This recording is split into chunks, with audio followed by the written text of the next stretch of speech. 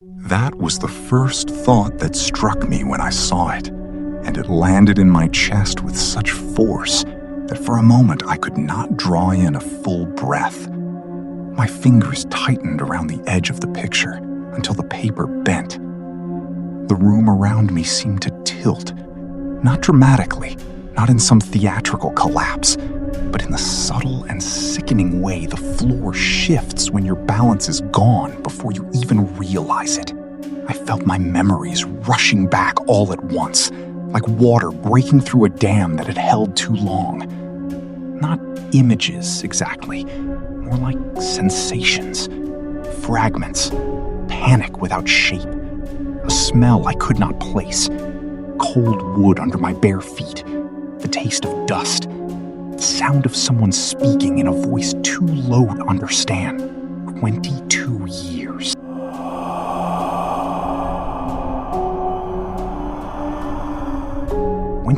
Years of questions, half answers, and a silence so complete it had started to feel like a wall inside my head. And now, all of it was beginning to crack. The photograph lay on the table in front of me, innocent in its appearance and monstrous in its meaning. It showed me at 7 years old. I was standing in front of an old farmhouse built into the side of a mountain. The structure in the background looked weather-worn and forgotten, with sagging boards and a front porch that seemed to lean under the weight of its own age. The trees around it were thick with orange and red leaves, the ground covered in them like a fire that had been extinguished too late. Everything in the picture carried the faded, hazy quality of a memory that had been left in a drawer for too long, except for the thing beside me. At first, I thought it was some trick of the camera, a blur in the film or a shadow caught in the wrong angle. But no matter how long I stared, it remained there. A semi-transparent figure standing behind my left shoulder, one hand resting on me as if it belonged there. Its face was thin and wrong, half hidden beneath tangled scraps of gray hair that hung in patchy clumps over bald skin. And its eyes, God, its eyes, were a red so deep and unnatural they seemed to glow through the old photograph itself. It was smiling. Not a normal smile, not even an animal's grin. It was a taunting, a knowing curve of the mouth that pulled back to reveal jagged yellow teeth. Too many teeth. Uneven teeth. Teeth that looked as though they had been broken and reassembled by a hand that hated symmetry. I stared at it until my eyes began to sting. My hands shook so badly that I had to set the photo down before I dropped it.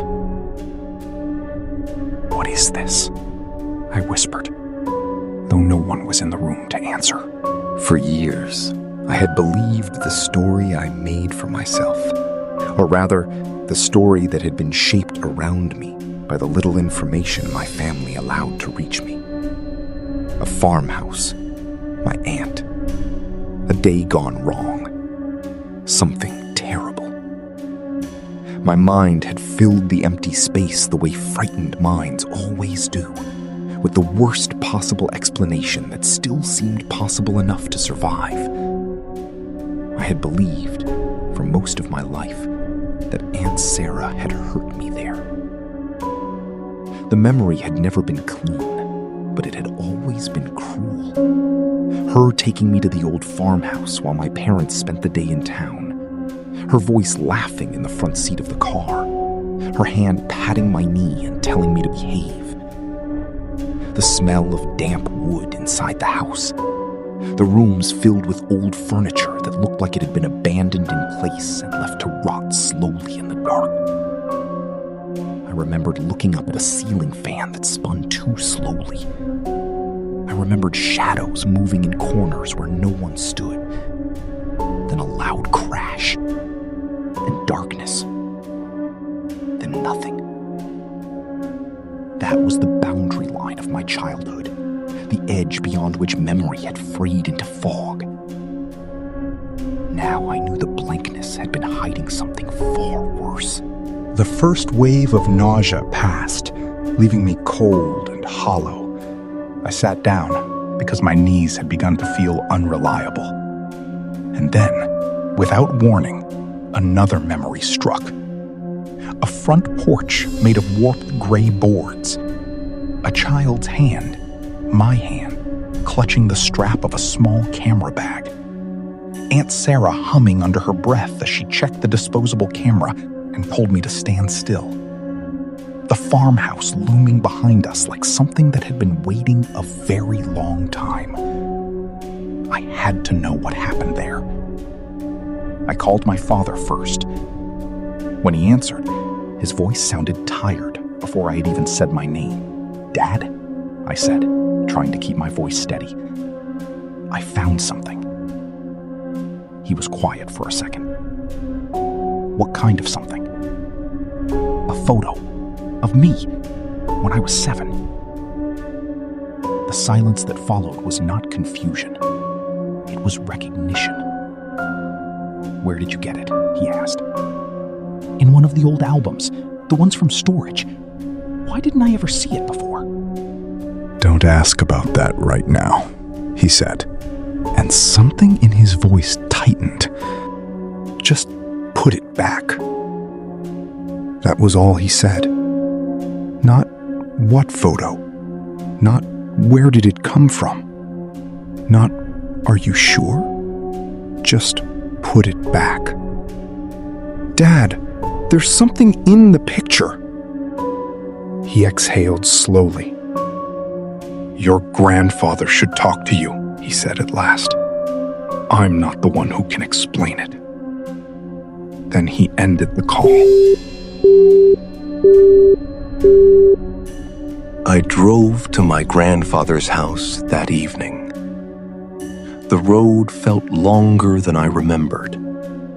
The sky was already dimming into a dull sheet of steel-colored clouds, and the trees along the roadside bent in the wind like figures bowing under weight. I kept the photograph on the passenger seat beside me, face up, as if I needed to watch it while I drove. Every red light made the child in the picture seem more distant. And every time I looked away and looked back again, I had the awful impression that the figure behind me had changed position by a fraction. I knew it was impossible. That did not make it easier. He opened the door himself. He looked at my face and then at the photograph in my hand. For one terrible second, I thought he might slam the door. Instead, he opened it wider. "Come in," he said, quietly. There was no surprise in his voice either. That unnerved me more than anything else. I sat down without being asked. "Do you know what this is?" I asked. He nodded once. My jaw tightened. "Then start talking." "You've remembered more than you should have on your own," he said. "That's not an answer. It's the beginning of one." He held the photograph at the edge of his thumb and forefinger. "Your Aunt Sara was not what we thought she was toward the end." "What does that mean?" "It means," he said carefully, "that she had taken an interest in things she should not have touched." The words landed with a leaden finality. It started harmlessly enough. Books, strange articles, certain men she met through people no one in our family approved of. Then she changed. She became secretive, sharp in ways she wasn't before, nervous, then reckless. She started asking questions about sacrifice, about bargains, about what a person might gain if they were willing to pay enough. You're saying she... what? She joined a cult? No, he said. I'm saying she made contact with something that answered. My stomach turned. She was promised wealth, influence, recognition, the kind of life she thought had been denied to her. In exchange, she was asked for a sacrifice. I stared at him. Not an animal, he said quietly. A person. My mouth went dry. She chose you. She confessed it that night, he said, when she brought you back. Brought me back from where? From the farmhouse. She admitted she had taken you there because she believed the ritual would make her stronger. She said she had been told the place itself was useful, old, unsettled, a place where things already lingered. And then something in that house attached itself to you. The room went silent in a way that felt enormous. For years after that, you were not well. You had fits we couldn't explain. Sometimes you would wake up in the middle of the night speaking in words none of us recognized. You would stand in the hallway with your eyes open and not seem to see us at all. Your mother would find you in the yard barefoot before sunrise. Once, I found you kneeling in the kitchen with a dead bird in your hands. There were worse things. We found small animals torn apart. You started drawing symbols on the walls. Your mother said she heard you speaking to someone in the closet at night. The room seemed to dim around the edges. And the school? I asked. The crucifix? The behavior? The counseling? You stabbed a classmate with a crucifix during one of the episodes. We took you to doctors first, then counselors, then priests. A few made us realize we were dealing with something that wasn't ordinary. Why didn't you tell me? Because we didn't know how to tell a child that something invisible had crawled into him and was still trying to get out. By the time I reached home, my anger had thinned into a strange, empty state that felt more dangerous than rage. I went straight to the bathroom. My hands were shaking again. I splashed cold water on my face once, then again, then braced both palms against the sink and looked up at the mirror.